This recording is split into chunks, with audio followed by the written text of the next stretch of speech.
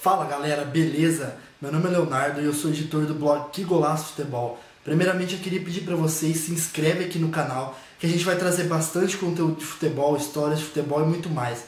Então já se inscreve para ficar por dentro de tudo. Bom, hoje a gente vai falar de um clube do interior do Paraná que já foi finalista 5 vezes do Campeonato Paranaense e que hoje vive apenas na memória do torcedor. Avante, União Bandeirante. A cidade de Bandeirantes tem cerca de 32 mil habitantes e já foi palco de grandes partidas do futebol. Mas quem viveu na década de 70, 80 e 90 vai lembrar quando eu falar do Caçula Milionário ou União Bandeirantes Futebol Clube. O clube foi fundado dia 15 de novembro de 1964, com o intuito de participar do Campeonato Paranaense. Seu primeiro nome foi Usina Bandeirantes Futebol Clube, para se referir à indústria dirigida por seus fundadores. Depois de algum tempo, o clube se fundiu com o Guarani, formando assim o União. O grande crescimento do clube deve-se muito à chegada do campeão mundial com o Brasil, o lateral direito Newton de Sordi, que foi contratado pelo presidente Meneghel na década de 60 para a lateral do União. Ele atraía multidões para o estádio que queriam ver um campeão mundial. Depois de alguns anos jogando pelo clube, Newton também se firmou como técnico do União. É saber que o clube teve como jogador e treinador ninguém menos que Newton de Sordi, campeão do mundo com a seleção brasileira em 1958. Então, partindo de 58, a primeira seleção organizada do país. Como lembrar do União e não lembrar da sua dupla caipira, Tião Abachá e Paquito? Os dois foram pontos fortes do União na década de 60 e 70. Assim que foi montado o time pelo competente técnico Pupo Jimenez em 1964, em um dos últimos coletivos antes da disputa do Paranaense daquele ano, um repórter chegou para o presidente Luiz Meneghel e fez a seguinte pergunta: Senhor Luiz, o senhor está gostando do time? Pelo que me consta aqui, só falta um entrosamento para que o time fique perfeito. E humildemente, o presidente respondeu: rapaz, manda ver onde é que tá esse jogador aí que eu vou pedir pro meu filho Antoninho contratar ele. Pelo visto, o dinheiro não era problema naquela época. Como eu disse, naquela época. Avante, União Bandeirante. Em 1966, 2 anos após a sua criação, o União chegou na sua primeira final de Paranaense e foi derrotado pelo Ferroviário. O artilheiro daquela competição foi Paquito com 13 gols. Em 1969 e 1971, o União voltou a disputar uma final de Paranaense e foi derrotado nas 2 vezes pelo Coritiba. O artilheiro em 1971 foi o Tião Abachá com 19 gols. No Campeonato Paranaense de 1989, o União voltou à final. Naquele ano, a classificação para a decisão veio através de uma vitória por 3-0 sobre o Matsubara, no clássico que era chamado de Clássico do Algodão Doce. Em 89, a classificação para a final veio depois de uma goleada sobre o Matsubara por 3-0, em um dos maiores clássicos do interior paranaense, o do Algodão Doce. Os jogadores comemoram e o técnico Orlando Bianchini paga sua promessa pela classificação, atravessando o campo de joelhos. E na decisão daquele ano foi derrotado pelo Coritiba novamente. No primeiro jogo um 0-0 e no segundo jogo um 2-0 para o time da capital paranaense. A cobrança de Chicão é perfeita. Repare, Chicão desloca o goleiro Devani. 2-0. O Coritiba vai atrás do terceiro ainda. Bola para a área e Chicão manda na trave. Final, o Valente União tem que se contentar com o vice-campeonato. A festa do time que fez a melhor campanha entre todos os participantes. É do Coritiba, o Campeonato Paranaense de 89. Mas em 1992, quando o União parecia que enfim ia conseguir ser campeão paranaense, não foi bem o que todo mundo esperava. Na final, que foi chamada de Final Caipira, pois eram 2 times do interior, o Londrina e o União Bandeirantes, foram necessárias 3 partidas para que a gente conhecesse o campeão daquele ano. Todas as partidas disputadas em Londrina, porque o estádio do União não atendia a especificação de 15 mil lugares. No primeiro jogo, um 0-0. No segundo jogo, o União chegou a estar ganhando por 2-0 e tomou um empate no final do jogo. Mais de 30 mil pessoas no Estádio do Café. Renda de 493.680.000 cruzeiros. E o troféu de campeão à espera do vencedor do jogo. O Londrina em campo completinho para enfrentar o União. E a torcida fazendo a sua parte, confira aí. No segundo jogo, o União veio com os 4 jogadores que não atuaram na partida passada. Elson, Emerson, Donizete e Alessandro.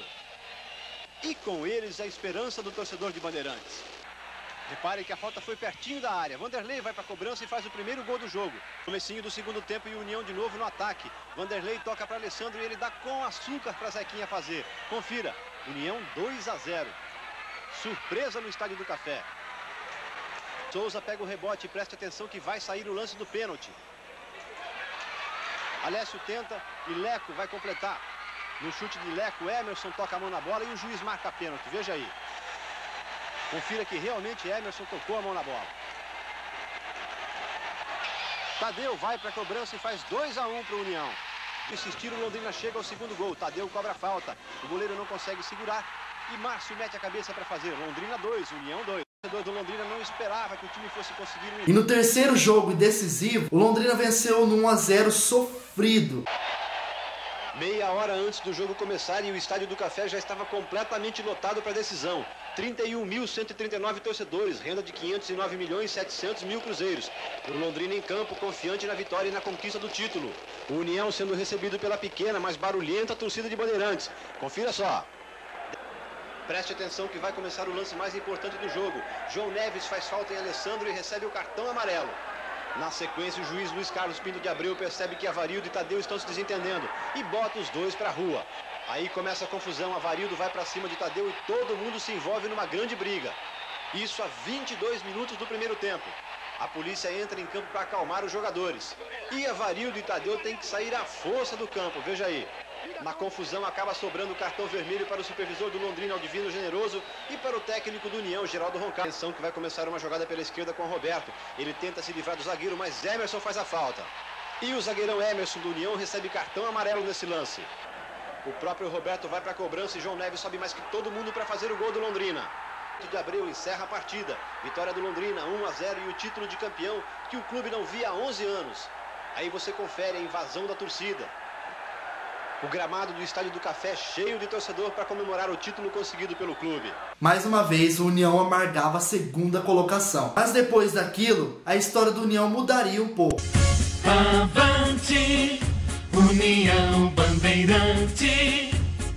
Depois de amargar a sua quinta vice-colocação, o União começou a ter partidas regulares no estadual, chegou até a bater na porta da Série B do Brasileiro. Fez algumas partidas pela Copa do Brasil contra o São Paulo e Grêmio, onde foi derrotado. Mas depois de 42 anos de história, e quando eu digo história, é muita história mesmo. Reza a lenda que uma vez quando um pênalti foi marcado contra o União, o presidente Serafim Meneghel invadiu o campo e deu um tiro na bola para que o pênalti não fosse batido. Ô, seu juiz, onde foi pênalti aí, seu juiz? Vai bater esse pênalti não. Mas depois de alguns anos, o presidente Serafim Meneghel desmentiu a história, falando que foi invenção de um amigo repórter. Fazia uma brincadeira e vou falar que você deu um tiro na bola e chegou a dupla caipira, que era... Que ia bater com aquele que chegar na cavalo em Curitiba.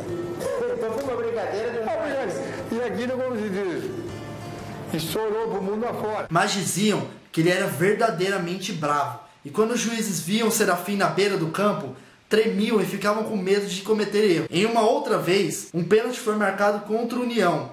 E quando o juiz viu o seu Serafim na beira do campo, ele teria voltado atrás e dado impedimento para o adversário. Foi pênalti aqui, ó. Pênalti. Foi pênalti aqui, ó.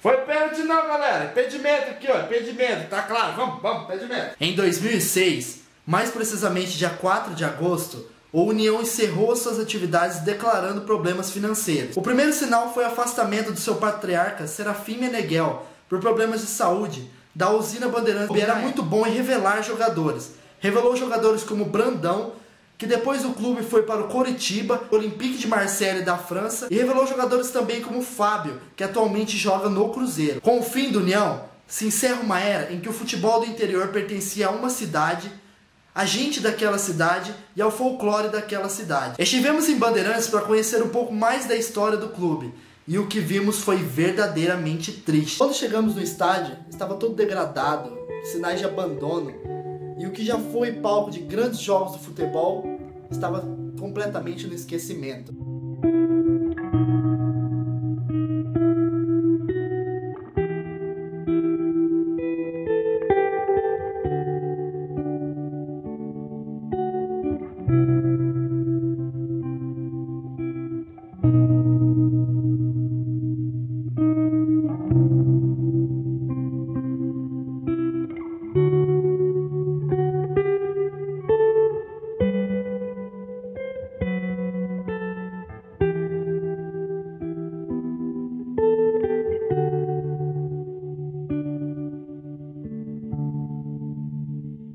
Em 2017, o estádio do União chegou a entrar em leilão. E no dia 23 de março de 2018, o estádio foi destruído. E junto com ele toda a história do clube, que será lembrada por esse vídeo e por todos que viveram naquela época de ouro.